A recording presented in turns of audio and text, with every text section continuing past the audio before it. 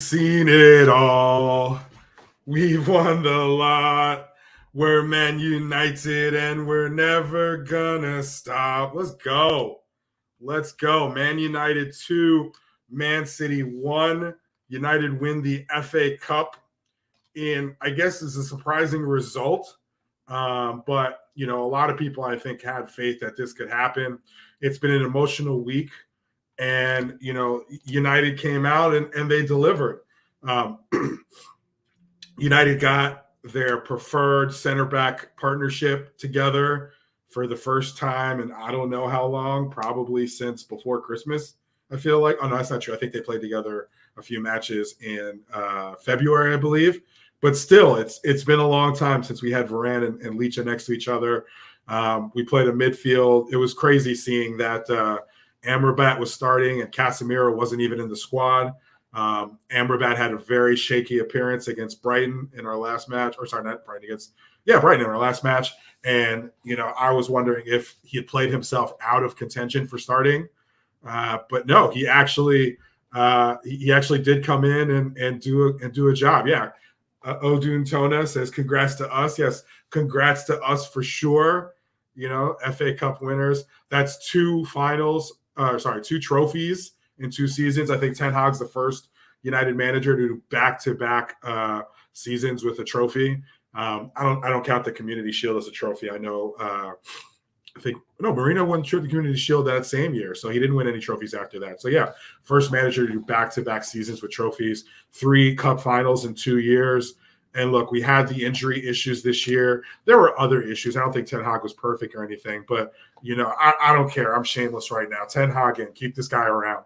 I don't know who you're going to bring in that's going to do what he has done with the situation that we're in. Yeah, Ten Hag in for sure. I don't know who is going to do what we've done in the last 2 years with all that Ten Hag has had to deal with. I mean, he shows up and then immediately there's a problem with Ronaldo. Okay, even before he shows up, we had what was before our worst finish, at least from a points total perspective in Premier League history.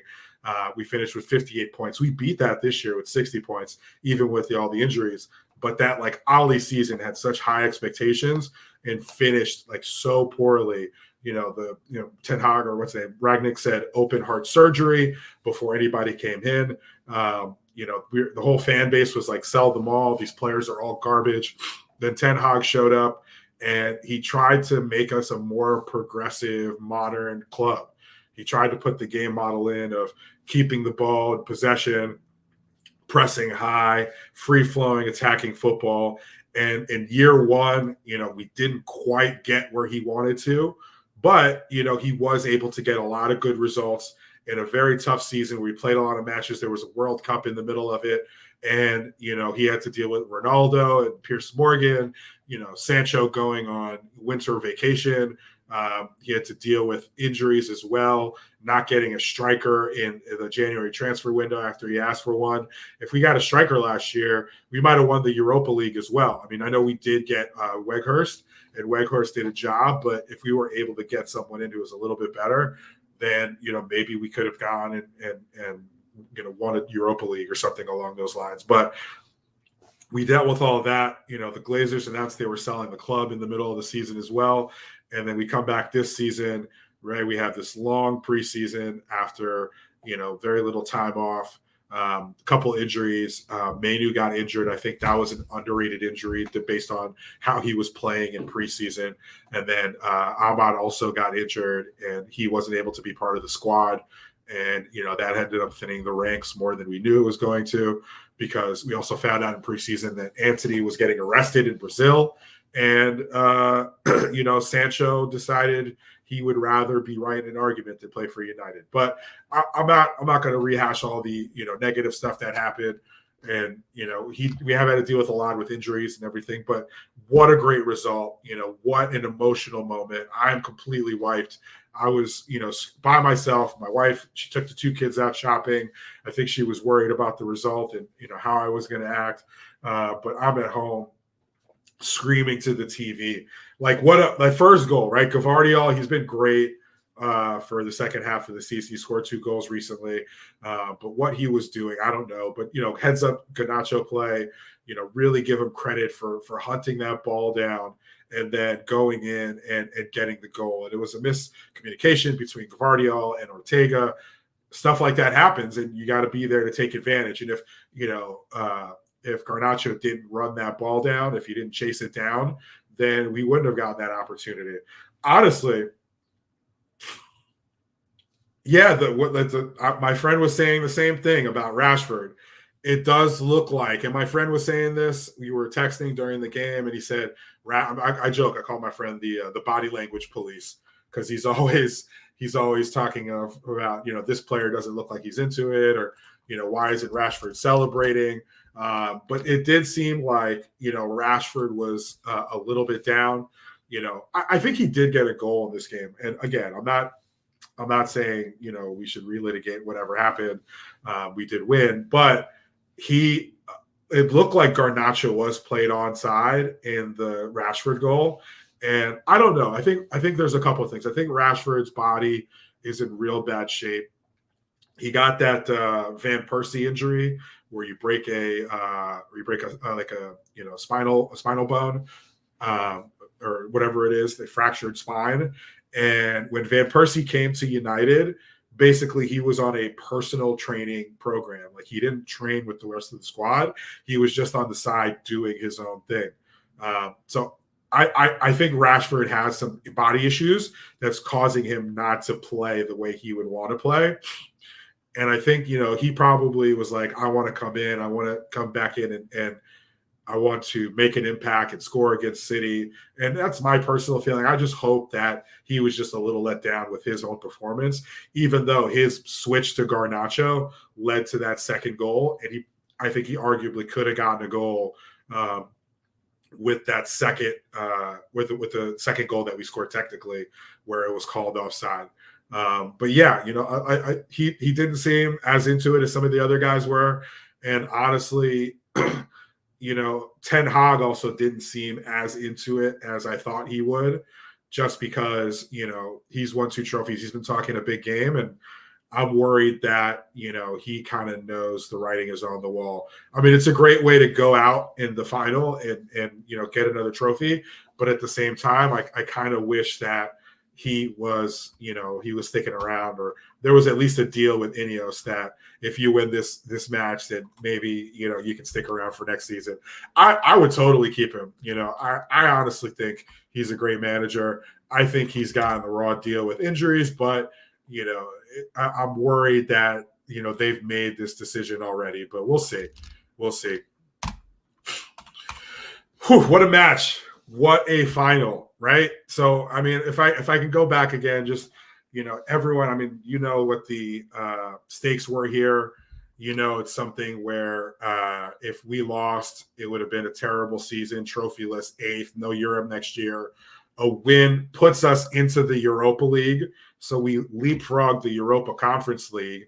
I think we actually bump Spurs out of the Europa League and into the Conference League. And I think Chelsea doesn't get Europe now. So what a coup for United in that regard. Also, just a quick shout out. The United men's and women's team are FA Cup champions in the same season, which is pretty awesome, especially considering all the women's team have had to go through under the Glazers and, the terrible treatment that they've received. It's really great seeing that they are, winning trophies, and the men's team were able to get a trophy as well this season. But, if I can go back and just kind of look at, what happened in this game, right? My key takeaways were a few things. One, this team fought for this trophy. It's something that you expect to be a given. But, if you look at some of the other seasons, right, where things have gone poorly, where we knew it was the manager's last season or we felt like it. You look at the Oli season, he was sacked in, November, December, and it completely fell apart at the end of the year. We still were in the Champions League, but we completely capitulated to Atletico Madrid.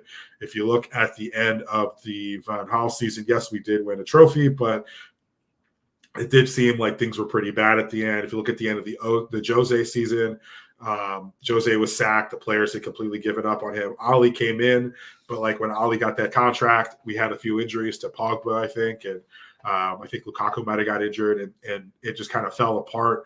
And obviously the Moyes season, it fell apart, and there was no really new manager bounce. He was sacked when it was clear we weren't going to make Champions League again, and we were in seventh at the time, and we stayed in seventh. We didn't move anywhere, so we were able to kind of keep it together.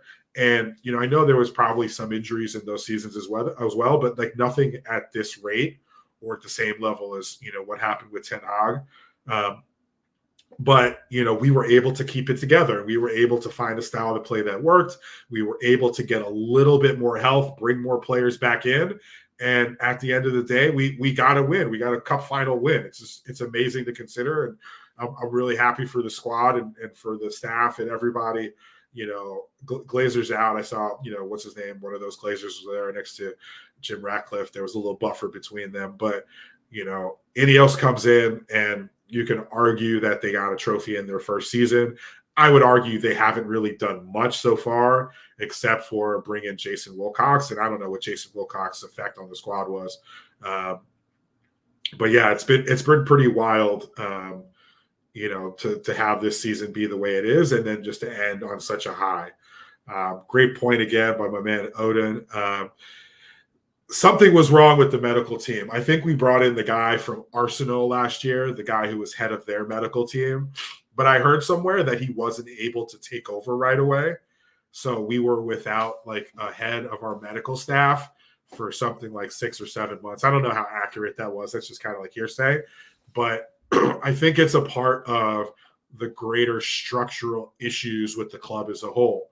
If you go back and you look at United, you look at what's been wrong the last couple of years. And yeah, I disagreed with the way Ronaldo handled his exit and going on Piers Morgan, that Ghoul Piers Morgan show, and, airing a bunch of stuff about the manager and the club. But some of the stuff he talked about was straight facts. It was 100% truth. The way he talked about how the club was really just, falling apart and not where, I mean, you saw it a couple of weeks ago.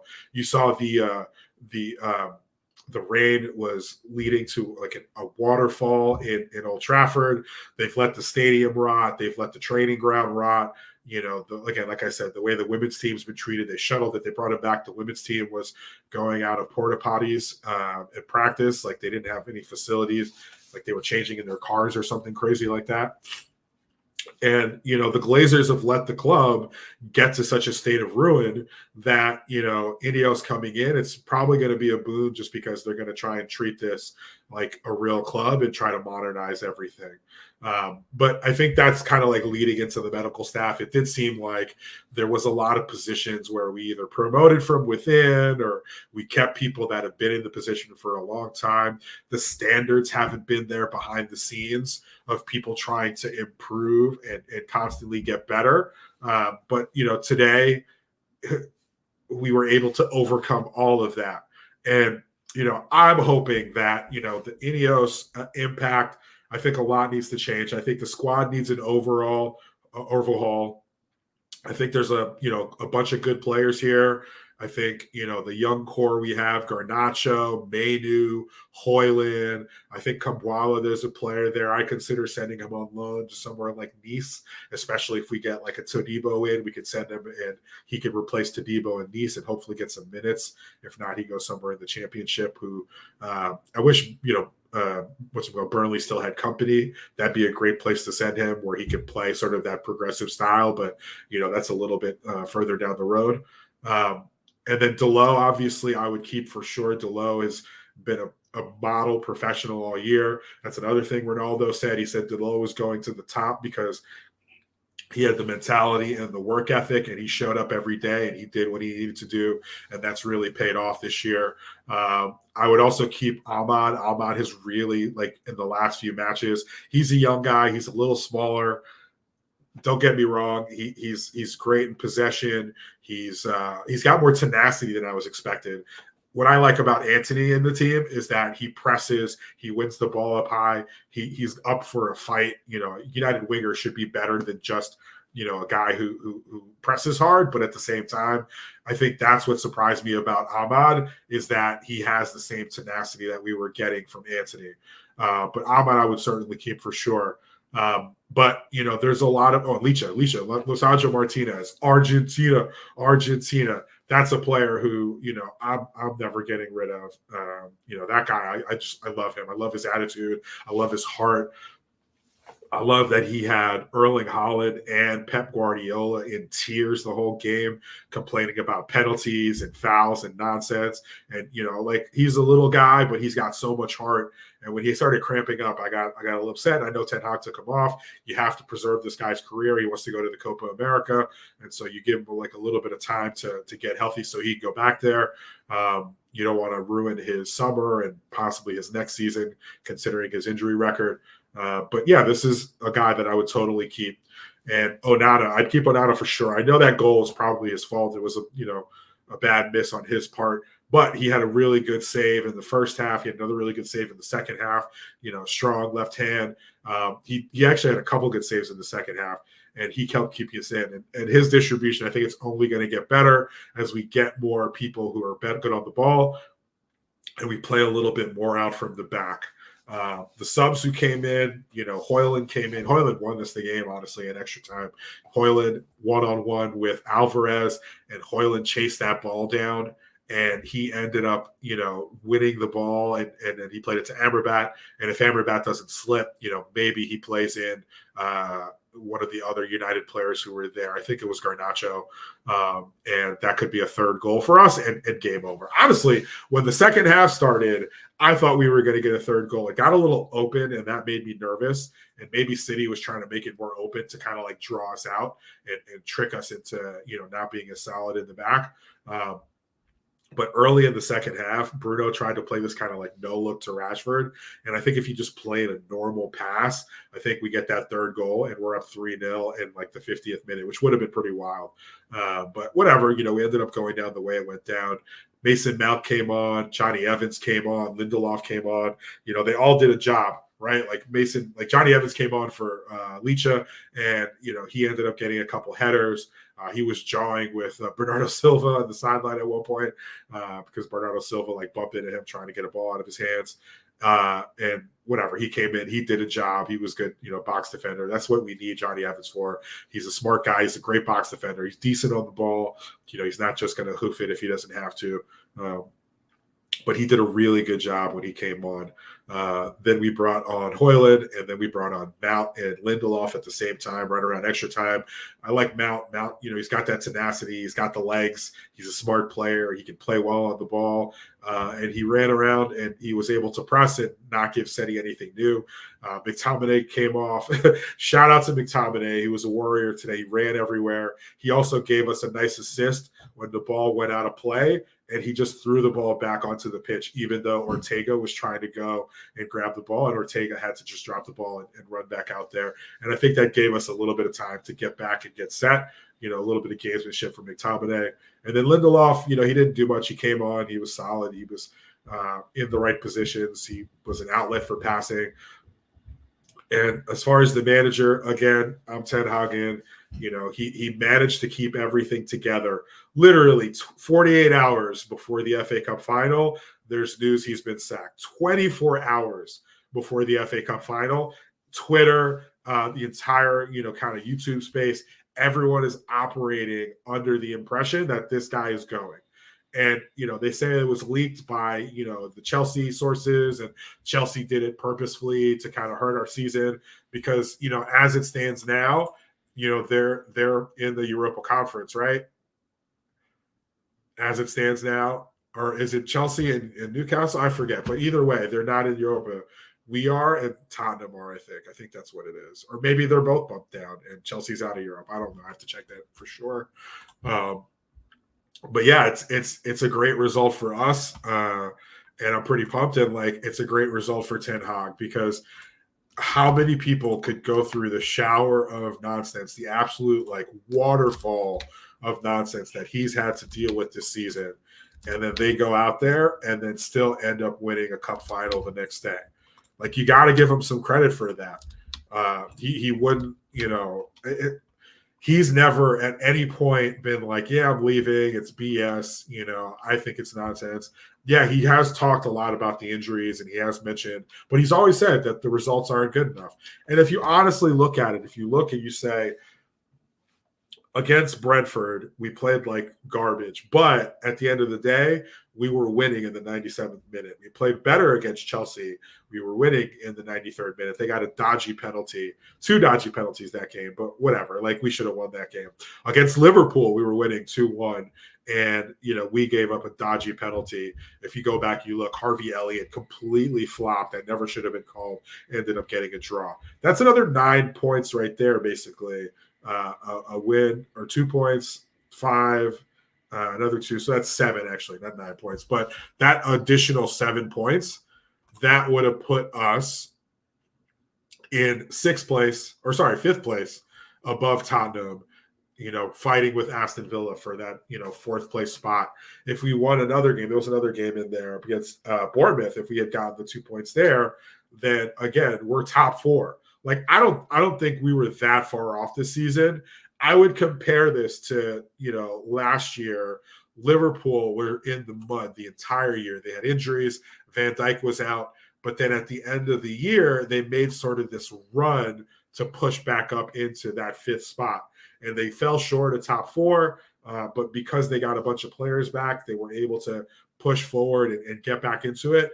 And, we never just got healthy enough to make that run. We had a chance to, right? We were out of Europe. We were playing 1 game a week, except for when we were playing in the FA Cup. But, we still kept getting injuries and we still never had a fullback. As far as player performance, I would say if you look at, Arnauta, I thought he did pretty well. I usually don't do ratings. I would give him a 7, based on his save. He did let that, last goal in, which is pretty bad. But I thought he was, very good throughout the rest of the match, and his distribution was great as well. As far as defense, I thought Wan-Bissaka was great. This is what he was bought for. If we're playing a low block and, he's able to, man up and face up. Like in the beginning, they had Gvardiol out there, and he didn't have to do much with the wingers. They were, floating Bernardo Silva and Foden and Kevin De Bruyne in and out kind of the half spaces and the channels. And, he didn't have to go out there. Deleuze had to do with Bernardo Silva a little bit more. But, Wan-Bissaka was just getting out there and closing down Gvardiol. That they brought in Doku in the second half. And I was like, this is the guy who Wan-Bissaka is made for. And Doku did end up scoring kind of a lucky shot, a low percentage chance. But, Wan-Bissaka basically had him on lock in the second half. He even went to the other side to try to go at Deleuze to see if he could get some joy over there. But I think Wan-Bissaka was a 7. As far as Deleuze, I would give him a 7 as well. He was solid defensively. He was good in possession. He made that run he makes once or twice a game where he tries to go from deep and through the center backs and try to get on the other side. He scored against Brighton against like that last match. But I think he didn't have like too much to do. He was solid defensively, and he was able to get it done today. I'm going to do the center back partnership together. I'm going to give them an 8, Varane and Lisandro Martinez. Varane, absolute warrior. It's established that he's leaving the club already, and he went out there and he put in an amazing performance. Never got beat, was in the right place at the right time. A lot of key headers in the box, guarding the front post, back post, etc. He did a really good job. And then Lisandro Martinez absolutely swallowed up Erling Haaland again, just like he did for Ajax, back in fall of 2021 when they beat Borussia Dortmund over 2 legs, 7-1 on aggregate. This guy is our heart and soul, I feel like, in the defense, and we all play better when he's there. And again, even though we mostly played on the back foot, his line breaking pass, his ability to duck a defender and move around and get an angle and play the ball to the forwards. He did that a couple times, and it really helped relieve the pressure. So I'd give both those guys an 8. Amrabat, I'm going to give him an 8 as well. I thought Amrabat, he was a real risk coming into this match. He played really well against Newcastle and Arsenal, and then he had a stinker against Brighton. But he came in this match, and he was going out there, and he was keeping it simple. He was keeping possession. He was tracking Phil Foden the entire match, marking him out of the game. Phil Foden, like, barely touched the ball, but he was also there to kind of help shore up the defense when they tried to break on us. When we got up the field, they tried to counter. He was there to help out Wan-Bissaka on the wings. And, I think Delo a couple times, but that was mostly, Rashford or Manu. But I think that's the difference between the Ajax side and last year's United and this year's United, is that last year we had Casemiro and he had the legs to kind of, move from sideline to sideline and to help snuff out counterattacks. Casemiro's legs are gone now, so he can't do it. But Amrabat did a real admirable job today. As far as the others, midfielders, McTominay, I thought he had a Warriors performance today. Really solid, kept it simple, got us out of trouble in possession a couple times, won a couple fouls on the sidelines, was a threat in the box. I thought he might have scored a goal, but he was definitely out there and doing his thing. Kobe Manu, McTominay, I'd give him a 7. Kobe Manu gets an 8 for me. He was very, actually, I'm going to give Kobe Manu a 9. He was very good in possession. He was very good defensively. He was very good at winning the ball back and then keeping the ball and getting us up the pitch a couple times. And then, of course, he scored what turned out to be the winning goal. This kid has ice in his veins. He's 18 years old. Nothing bothers this kid. Can't be sped up. Plays the game at his own pace. And just like a perfect finish. Ortega couldn't do anything about it. Wrong-footed him with his eyes and just put his past his weak leg, or the other leg that he thought it was going the other direction. And, that was the winner. And he did a lot in possession to get us up the field. And him and Bruno, I would also give Bruno a 9. Both of them in the first half were key, and we would lose the ball, or City would lose the ball. We'd win the ball back, and instead of just hoofing it upfield, we would give it to Kobe or to Bruno, and they would make a few touches with the ball and then try to play in Rashford or Garnacho. And that was the threat in the first half, and it worked beautifully. Rashford wasn't able to get on any balls that got him a goal, but he was a good outlet and a threat in that way, and so was Garnacho, and they were able to relieve pressure. As far as Rashford, I would give Rashford a 7. He played well defensively. He worked hard. He was kind of not a bit part player, but a squad player. Not the star I think he expected to be coming into the season, but he definitely put in a shift.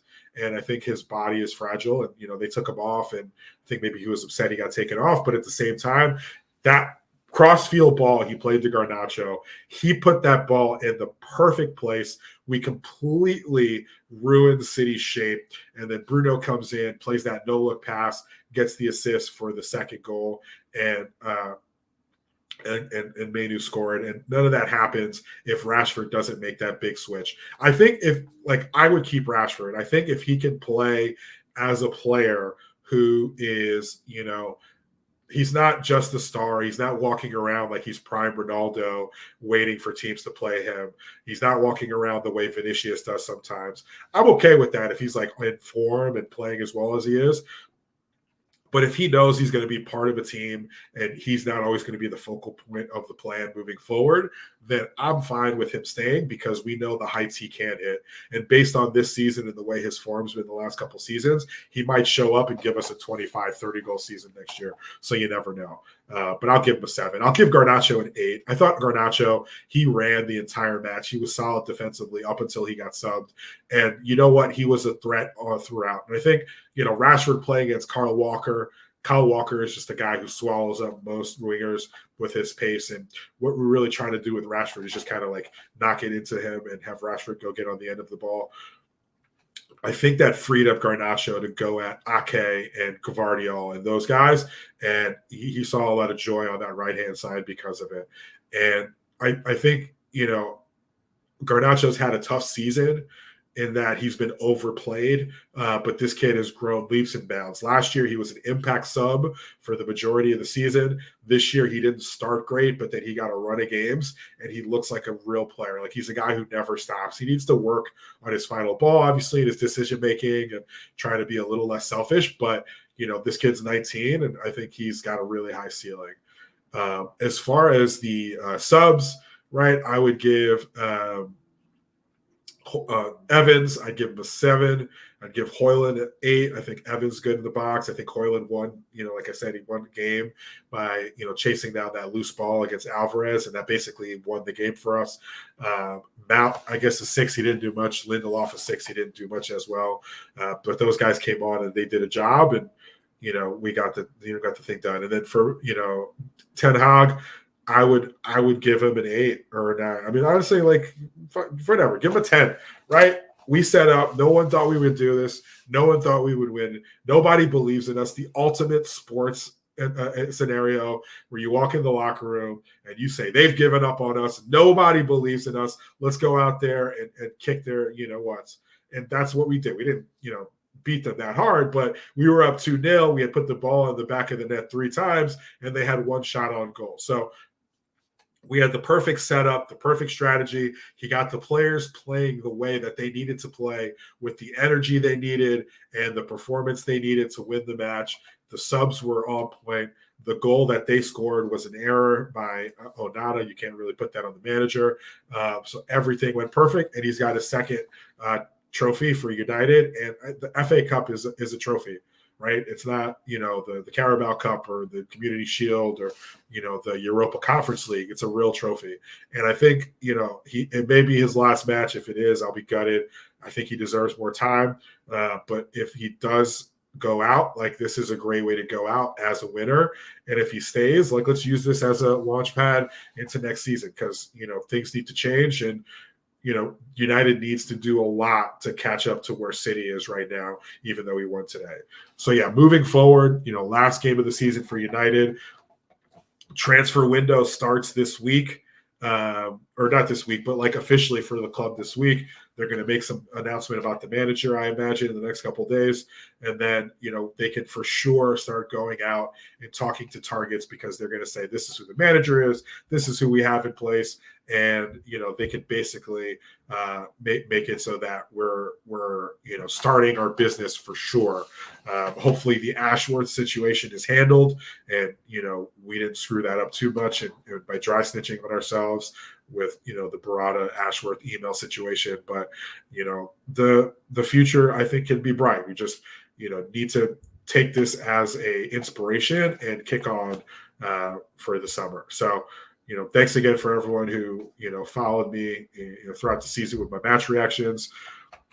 It's not the end, because the summer season is really where the action is, where all the news is, and there's going to be a lot going on, and it's going to be a summer of upheaval and change, regardless of what happens this week. So, thanks again. Great season for all the fans, all the people out there who supported the team, everyone who supported the channel. Thank you.